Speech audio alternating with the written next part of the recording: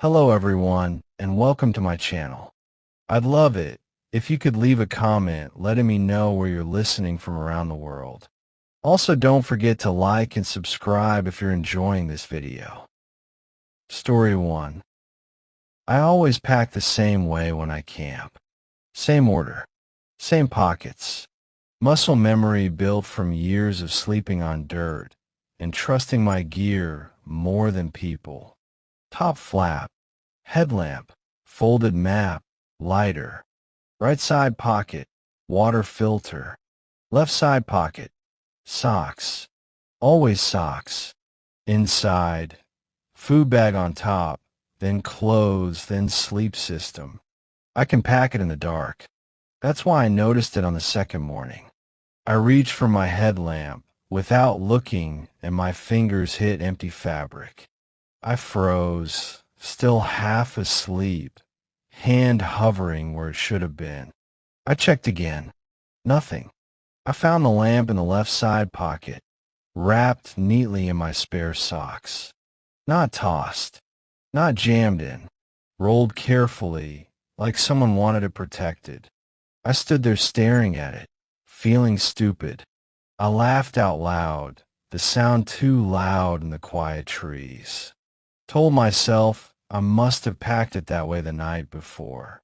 Long hike, new area, brain fog. Still, it bothered me. That afternoon, I hiked deeper, 5 miles into a pine basin where the trees grew too close together. Their branches knitted overhead like ribs, shutting out the sky. No trail, no service. Just a narrow creek and a flat patch of dirt that felt right enough to call home. I set up my tent before sunset. Ate, drank, wrote a few notes. Nothing felt wrong. The forest was quiet in that deep way that makes you feel small but safe. That night I woke up cold. Not shivering cold. Wrong cold. My sleeping bag was unzipped halfway down. I don't unzip it. I roll tight. Always have. It's a thing. I sat up slowly, heart ticking faster than my thoughts. The tent was still. No shadows moving on the walls. No crunch of footsteps. No wind. Just the creek whispering over rocks like it had all the time in the world. I told myself I'd overheated and kicked it open. Told myself anything. In the morning, my backpack felt heavier when I lifted it. That scared me more than the zipper. I opened it carefully. Everything looked normal at first glance. Food bag on top. Clothes folded. Sleeping pad rolled tight. Under the food bag, though, were 3 smooth stones. River stones. Clean. Darkened with moisture. Recently wet. I hadn't been near the creek since the day before, and even then, I hadn't touched the water. My mouth went dry. I stepped outside the tent, and that's when I noticed the footprints. Bare feet, not human-shaped exactly. The toes were longer, spread wider, pressed deep into the soil like whoever stood there carried weight differently than I did. Like gravity pulled on them harder. The prints circled my campsite. Not random. Curious. Careful. I packed fast. Too fast. Stuffed things where they didn't belong. Didn't check my knots. Didn't eat. Just shouldered the pack and started hiking out. A mile in, my pack slipped off my shoulders. Not broke. Not torn. The straps had been loosened. Even the chest clip, something I never adjust once it's set. I stood there on the trail, breathing hard, staring at the buckles like they'd betrayed me. My hands were shaking when I tightened them again. That's when it clicked. Whatever it wasn't trying to hurt me. It was practicing, learning where things go, how tight to pull, what mattered enough to be careful with, learning how to be me. The rest of the hike felt wrong, like I was being followed by something that didn't bother hiding because it didn't need to. I kept expecting to hear footsteps matching mine. I never did. When I finally reached my truck, relief hit me so hard my knees almost gave out. I threw my pack into the bed and climbed into the driver's seat. That's when I noticed my wallet was missing. My heart dropped into my stomach. I tore the pack apart on the gravel, shook it, checked every pocket. Nothing. Hands numb, I opened the driver's door again. My wallet was on the seat, placed carefully, straight, like someone wanted to make sure I'd see it right away. I didn't camp for a long time after that, but sometimes when I pack now, I find things moved. A zipper half open, an item shifted just slightly out of place. And I don't laugh anymore, because somewhere out there, something knows my system, and it's still learning. Story 2. I picked the site because it wasn't on any map. That mattered to me more than distance or scenery. I wanted a place that had slipped through the cracks. No numbered posts, no fire rings made by rangers, no polite signs reminding you of rules.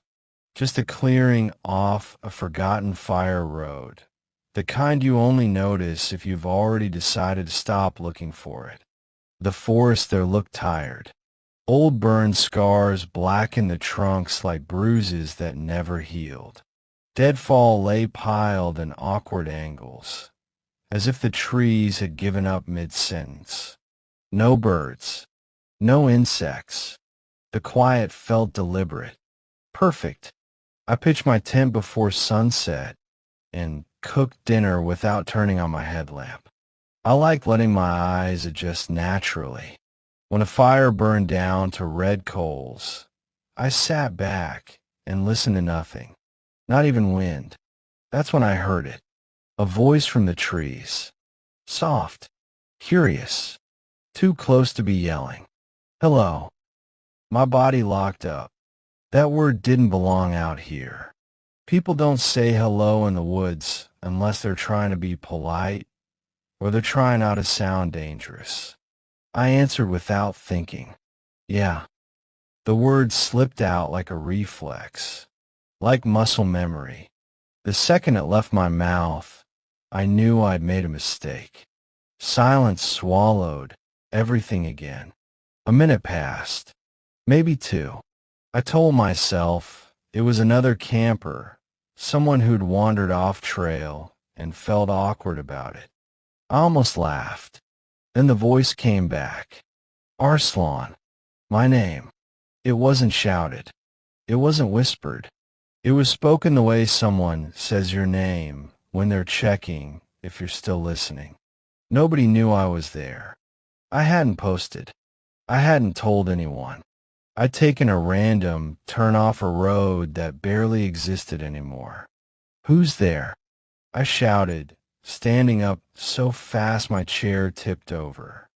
Branches cracked. Something moved just beyond the firelight. Not rushing, not sneaking, just shifting position like it had been standing there the whole time and decided to lean. The voice came again, closer. You forgot something. My chest felt tight, like my lungs were being gently squeezed from the outside. I grabbed my flashlight and swept the trees, the beam jumping wildly with my hands. Nothing. No eyes. No shapes.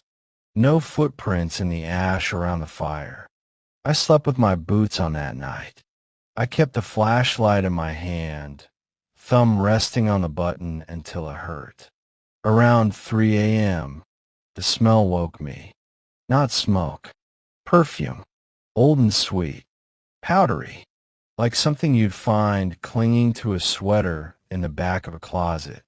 Like a memory that didn't belong to me, but insisted anyway. I sat up slowly. The fire pit was different. The stones were stacked higher than before. Neater. Careful. Inside it, arranged like an offering, were things from my tent. My spoon, my lighter, my folded map, all placed with intention, none of them missing when I went to sleep. I backed away until my legs hit something solid, a fallen log near the edge of camp.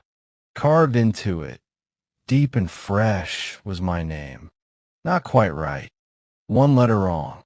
Like someone had heard it spoken, but never seen it written. Like they were proud of getting close. I didn't pack. I didn't clean up. I just left. Dawn found me halfway down the fire road, heart still racing, checking behind me every few steps. The forest stayed quiet, but felt watchful now, like it was satisfied. 2 weeks later, at home, I tried to convince myself it had been a prank, a coincidence, stress, anything that fit inside normal life. Then I found the comment. It was on an old hiking forum post I'd made years ago, a forgotten thread about off-trail camping. No username, no profile, just text. You can come back anytime. I haven't gone camping since. Sometimes, late at night, when the house is quiet, I swear I smell that perfume again. And sometimes, just before sleep, I hear my name, spoken almost right. Story 3. The storm rolled in faster than expected, the kind that doesn't give you time to think, only react. 1 minute the sky was bruised purple, the next it split open.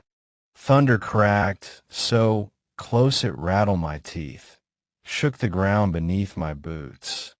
I barely got my tarp strung between two trees before the rain came down hard, like fists pounding on a door that didn't want to open. By nightfall, the forest smelled wrong. Rot and wet bark, and that sharp electric bite storms leave behind. Ozone. Everything felt too close. Trees leaned inward. Shadows pressed tight against the tarp like they were curious. I lay there on my back, staring at the sagging fabric inches above my face, listening to water drum and slide and drip. My breath sounded loud in my ears. Too loud. That's when I heard breathing. Not outside. Inside the tarp. Slow. Wet. Controlled. Not panicked. Not scared. The breathing of something that was comfortable. I froze so hard my muscles burned. I counted my breaths, trying to match the rhythm, hoping, stupidly, that it was mine echoing back at me. It wasn't. I whispered, "Hello." The breathing stopped instantly, like someone had flipped a switch. Silence pressed and so tight it hurt my ears. Then, from inches away, so close I could feel the warmth of it through the tarp, a voice spoke. "You hear it too?" My heart slammed, so hard I thought it would give me away. My fingers fumbled for my headlamp, hands slick with sweat. I flicked it on. White light filled the tarp. No one was there. Just my pack, my boots, rain dripping through leaves. The tarp hung loose and empty, swaying gently, like it had never been touched. But the smell was still there. Damp skin, old breath. I didn't sleep, not even for a second. I sat with my knees pulled in, lamp off, knife in my hand, listening to the rain slow and fade. Every time the tarp rustled, my spine locked. Every time the forest sighed, I waited for words to follow. Nothing did. At dawn, the storm passed. The world felt washed out, colors pale and thin, like they'd been drained overnight. Fog crawled low along the ground. Birds didn't sing. That's when I saw the impressions. A body-shaped hollow in the wet earth beside where I'd been lying. Same length as me. Same width. Facing the same direction. It looked like someone had slept there carefully, deliberately. Arms at the sides. head tilted slightly toward mine, watching. I didn't think. I packed so fast I left things behind. Stakes cord, half my food. I moved downhill toward the creek, boots sliding in mud, breath coming sharp and shallow. Half a mile later, I heard footsteps behind me, matching mine. I stopped. They stopped. I turned. Nothing. Trees. Fog.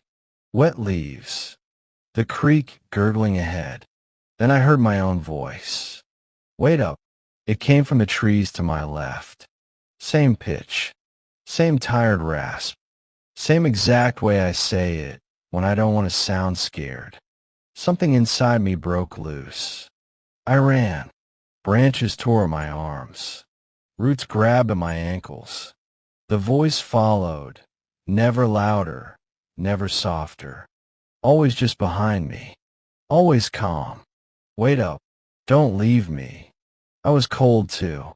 I didn't stop until the forest thinned and the road appeared, gray and cracked and beautiful. I stood there shaking, lungs burning, staring at the tree line. Nothing stepped out. I told myself it was shock, stress, exhaustion. That storms mess with your head. That night, at home, I showered until my skin turned red. I threw my clothes away. I locked every door. I sat in silence, listening to the normal sounds of a safe house. Then my phone buzzed. One missed call. No number. I almost deleted it. Almost. The voicemail was 30 seconds long. No words. Just breathing. Slow. Wet. Calm. Exactly the way it sounded inside the tarp. And underneath it, so faint I almost missed it, my own voice whispering back. You hear it too?